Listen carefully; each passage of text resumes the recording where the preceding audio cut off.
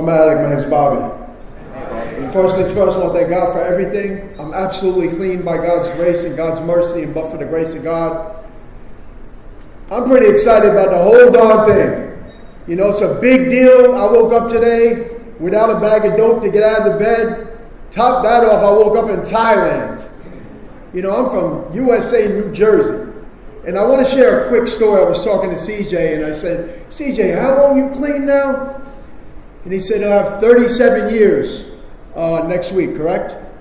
And I was in a meeting 33 years ago.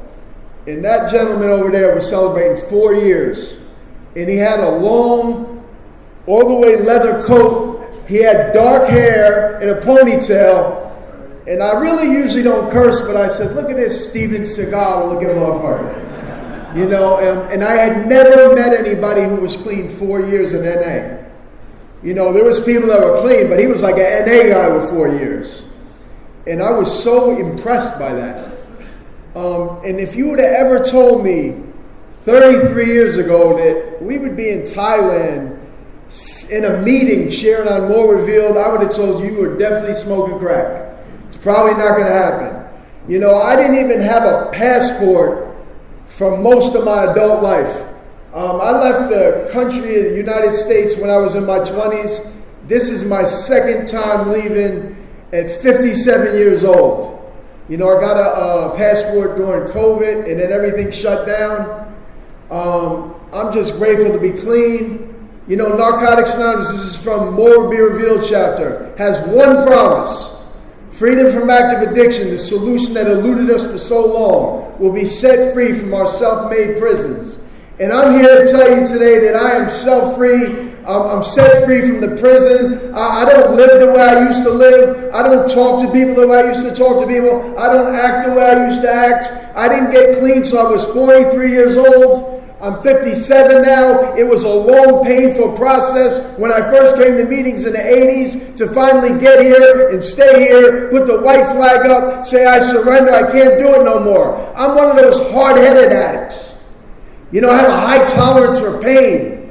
I had a hard time letting go of a lifestyle and an old way of thinking. And, you know, it's right in the basic text. Unless we completely change our old way of thinking, we're going back to using.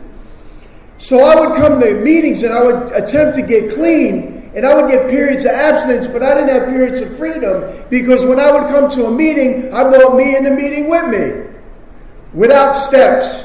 You know, I didn't know in the 10th step it says if we're not careful, our defects will drive us into a corner, we can't come out of clean. I was just wild and clean coming to meetings, and I figured this is all good. This is really all I want. I just want to stop shooting dope and going to jail. And that didn't happen like that for me. You know, I came to meetings and BS'd around with the program and found myself over and over and over again back in the drawing board, back in jail, back in the institution, back in the psych ward, back in front of a judge. And I had got so hopeless and I stopped believing in myself that I said, why even attempt to try to get clean? I believed the lie that I was supposed to die a using addict. And this is really what happened in my life almost 14 years ago. I was in a superior court in New Jersey, and I had an orange carrot suit on, like orange jumpsuit. And I was the furthest I ever been from anywhere I ever wanted to be in my life. And I stood in front of this judge, and there was a courtroom full of people. And in front of a courtroom full of people, I was getting sentenced. And this judge had the audacity to say out loud, like I wasn't in the courtroom, he said, why are we even wasting our time with Mr. Shanley? Mr. Shanley's going to die with a needle in his arm in an alley somewhere.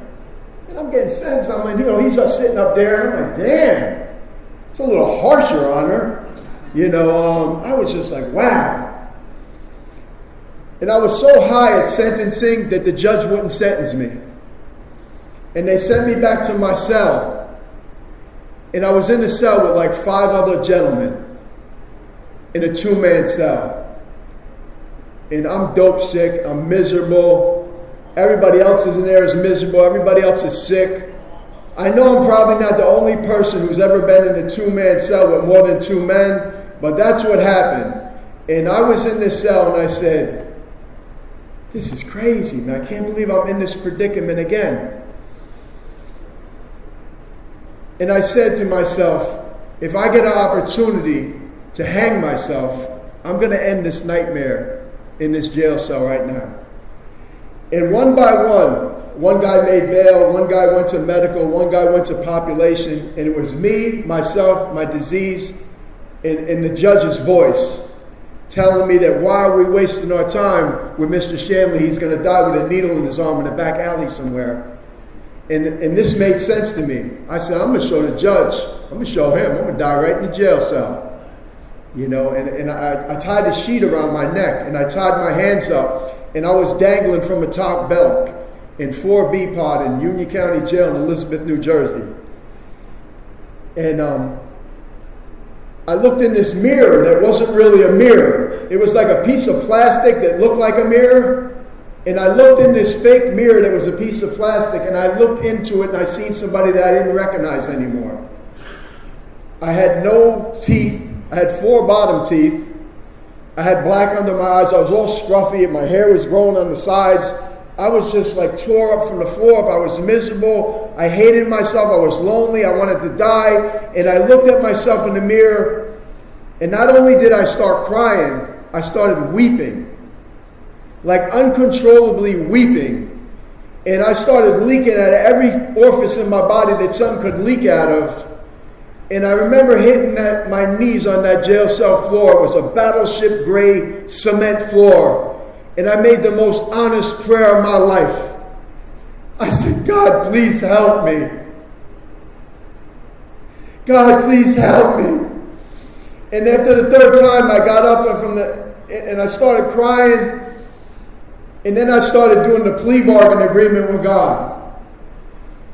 And I said, God, if you could just get me out of here and get me back to Narcotics Anonymous, I promise I will walk a narrow path in recovery.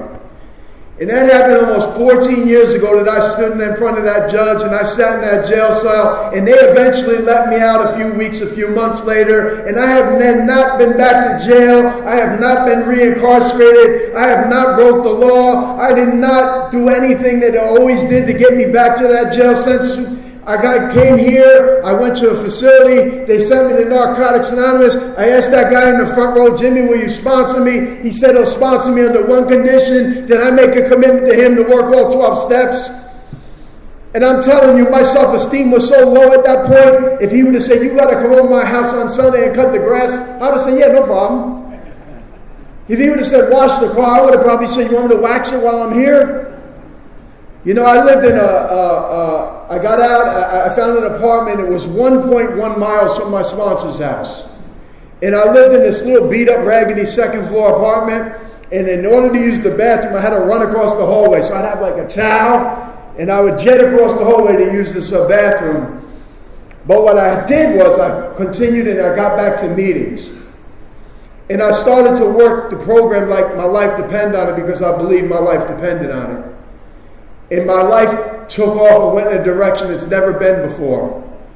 And I am happy, joyous, and free. I'm excited. I've been through the 12 steps multiple times. I've reinvented the wheel. I don't live in the same vicious cycle I used to. I don't come to meetings acting clean and crazy. I come to meetings bringing spiritual principles. I've been through the 12 steps multiple times. I have a responsibility to be an example of the power, and sometimes I'm the power of example. I'm not perfect, but I work hard at this new way of life. I work hard at being the best human being I can be. I work hard at being an example in Narcotics Anonymous. I'm not one of those guys that speaks a lot. I mean, I speak a lot. But I'm not one of those guys that speak a lot and then outside the meeting I'm completely somebody different. What you see is what you get. My audio matches my video. I'm not perpetrating a fraud. I'm not living a big lie. I am who I say I am.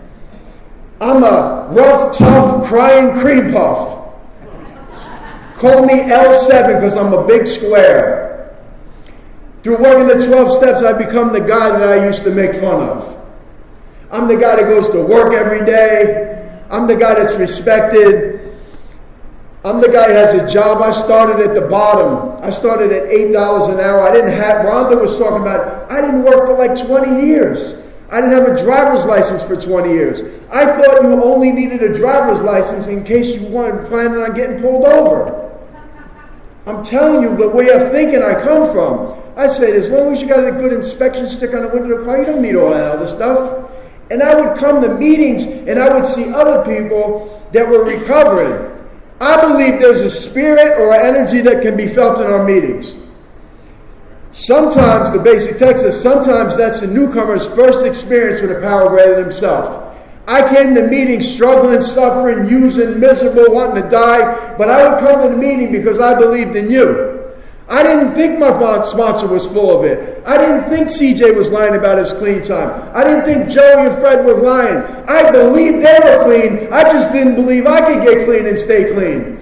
But through the example of them, I worked on this 12-step process, and my life took off in a direction it's never been. You know, I'm thankful for people around me that pushed me.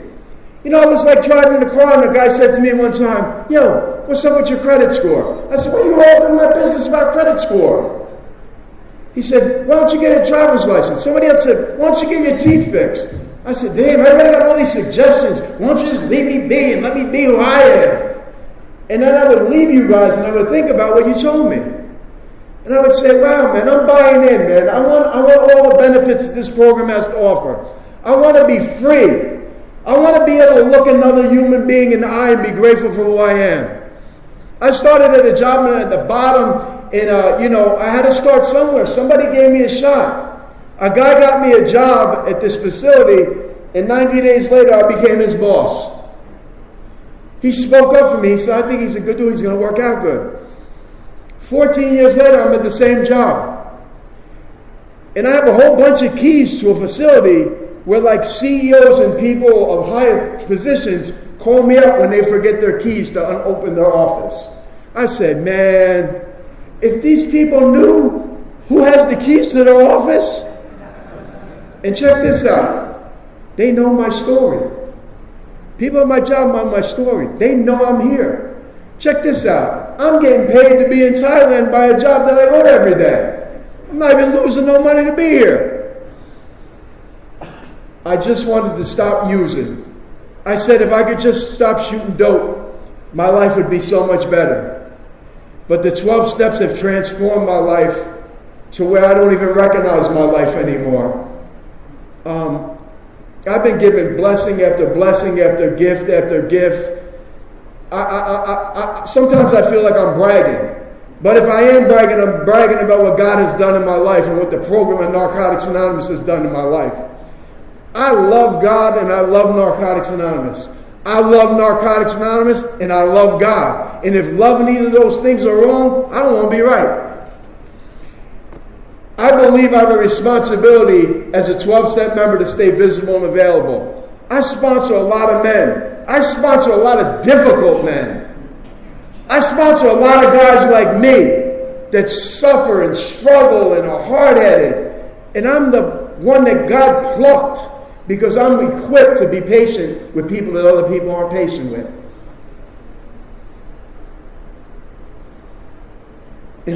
And if you would have told me that was going to happen, you know, I had job after job. This story just had entered my mind when I was talking about this court and this judge. I had a part-time job. I was in a meeting, and the guy said, Bobby, I want to offer you this position. He said, we need people that are going to go into hospitals. It was during the opiate epidemic in New Jersey, in the United States. And when people overdose, we want you to go talk to them.